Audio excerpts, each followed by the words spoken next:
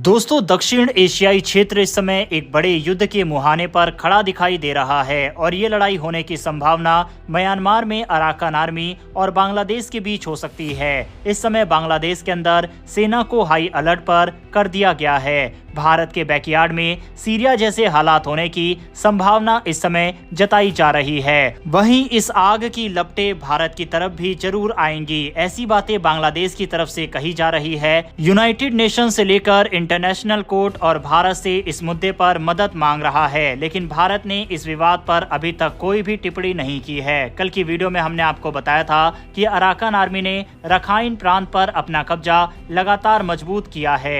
हालात ये है कि 20 में से 15 जिलों पर इस समय कब्जा कर लिया गया है इनके द्वारा। वहीं अगर 20 जिलों को यानी कि 5 और जिलों को अगर अपने कब्जे में ले लिया जाता है तो एक अलग देश की घोषणा भी इनके द्वारा की जा सकती है, जिसकी मांग काफी लंबे समय से अराकान आर्मी के द्वारा की जा रही थी। दूसरी ओर अंतरिम सरकार के नेता मोहम्मद यूनिस के पाकिस्तान के करीब जाने और म्यांमार के अराकान आर्मी के सीमा के पास प्रभाव बढ़ाने से क्षेत्र में संघर्ष की संभावना और भी बढ़ गई। चटगांव में हाल ही में हुए सैन्य अभ्यास के दौरान मोहम्मद यूनिस ने बांग्लादेशी आर्मी को युद्ध के लिए तैयार रहने की सलाह दी। उन्होंने देश की संप्रभुता की रक्षा के लिए सतर्क रहने की बात कही। ये बयान ऐसे समय पर आया जब बांग्लादेश अपने सेना के आधुनिकीकरण पर काफी जोर दे रहा है। चटगांव में हुए सैन्य अभ्यास में टैंक, हेलीकॉप्टर और आर्टिलरी शामिल थे। यह युद्ध अभ्यास न केवल सेना की तैयारी को दिखाते हैं बल्कि बाहरी और आंतरिक पक्षों के लिए एक सख्त संदेश भी देते हैं। इसी बीच बांग्लादेश के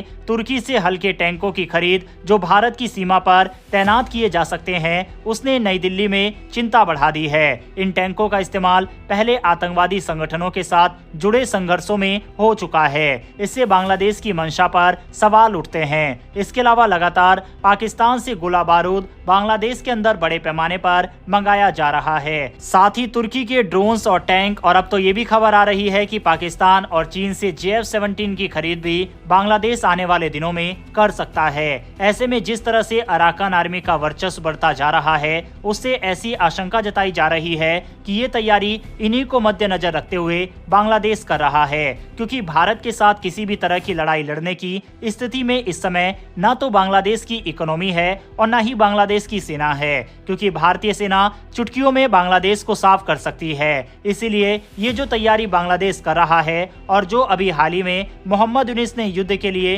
तैयार होने की बात कही है, वे म्यांमार को ध्यान में रखकर कही गई है। हालांकि भारत के साथ बांग्लादेश लगातार अपने संबंधों को जरूर खराब कर रहा है। कल की वीडियो में हमने आपको बताया था कि बांग्लादेश ने हाल ही में भारत में 50 जजों के लिए एक न्यायिक प्रशिक्षण कार्यक्रम को भी रद्द कर दिया। ये कार्यक्रम भारत और बांग्लादेश के बीच न्यायिक संबंधों को मजबूत करने के लिए था। इसे एक सामान्य प्रशासनिक निर्णय बताया गया, लेकिन इसे दोनों देशों के बीच बढ़ते तनाव के संकेत के रूप में देखा जा रहा है। साथ ही बांग्लादेश में भारत विरोधी भावनाएं बढ़ रही है। इससे अंतरिम सरकार के भारत के प्रति रुख पर सवाल उठ रहे हैं। वहीं इन सब के बीच बांग्लादेश के सेना प्रमुख जनरल वकार उज जमान एक संतुलित दृष्टिकोण अपनाने की कोशिश कर रहे हैं, यानी कि तटस्थ नीति। उन्होंने भारत के साथ अच्छे संबंध बनाए रखने पर जोर दिया। उनके अनुसार भारत और बांग्लादेश का आपसी सहयोग व्यापार, स्वास्थ्य और क्षेत्र स्थिरता के लिए जरूरी है। हालांकि जनरल जमान की स्थिति विवादों से परे नहीं है। उनकी पूर्व सरकार से नजदीकियां और अंतरिम सरकार के प्रति उनकी वफादारी पर सवाल खड़े हुए हैं। इस पूरे सिचुएशन को और जटिल बनाता है म्यांमार का अराकान आर्मी, जो बांग्लादेश की सीमा के पास मजबूत हो रही है।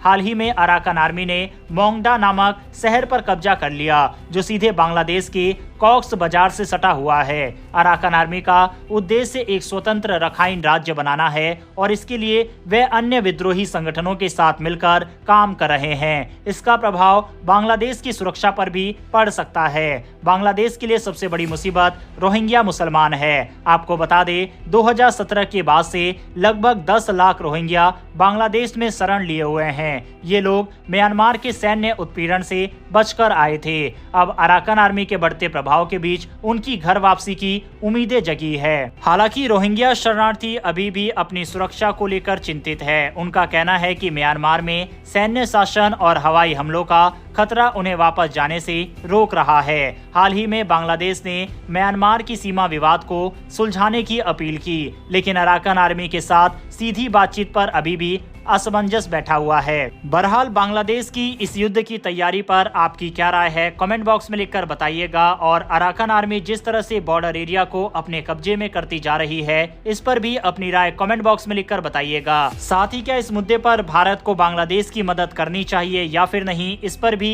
आपकी जो राय है कमेंट बॉक्स में लिखकर बताइएगा। इन्फॉर्मेशन और वीडियो पसंद आई हो तो वीडियो को लाइक करके हमारी आने वाली डेली ऐसी वीडियो के लिए चैनल को सब्सक्राइब कर बेल नोटिफिकेशन अवश्य दबा लें। फिर मिलेंगे ऐसी एक नई वीडियो के साथ। धन्यवाद। जय हिंद।